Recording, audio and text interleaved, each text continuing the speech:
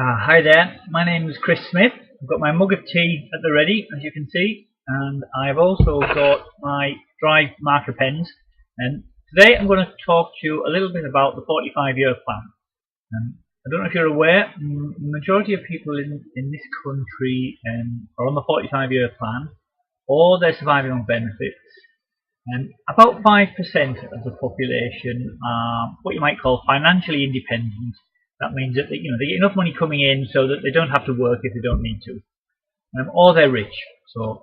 And those people typically own their own businesses.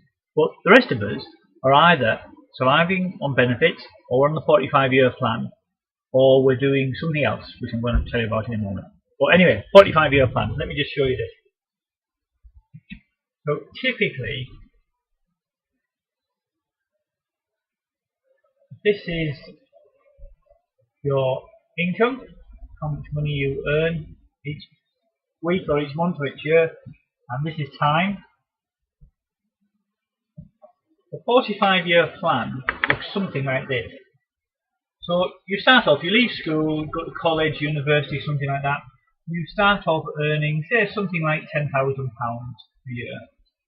And with some experience and some extra training and some qualifications, you gradually work your way up till you hit your peak, typically at around about age 30 or thereabouts, which might be, depending on how good you are, say you're earning £30,000 a year, it's not a bad salary. And typically you will stay at that salary, a bit of inflation rise and so on, through your career. Occasionally you might get a promotion, or you might have to change jobs and take a pay cut, whatever, but around about the same amount for a while, until you decide to retire, or maybe you're forced to retire, around about age 65. So 45 years after you started working, you retire from work. Fantastic. You've got all that spare time, you don't have to go into work anymore. Life is going to be so great, except typically that happens.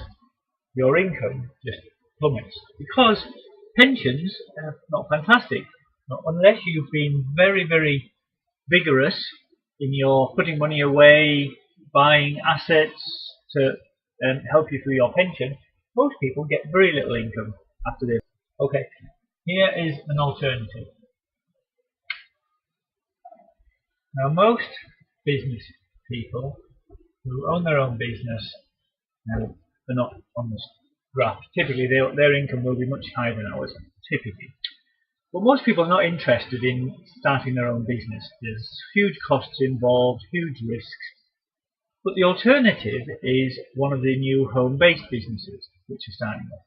And typically, the way they work is you start off maybe around about the same, maybe even less than you would have done after leaving school anyway. But your income gradually grows as you get more customers, and with most home-based businesses, you can recruit people into the business, and that earns you additional income. So that recruiting, builds your income more and more and more and more. And let's say after 5, 10, 15, 20 years, you've got a big team of people all doing the business, and this is now turning into residual income, which means that you get paid without you having to do any work.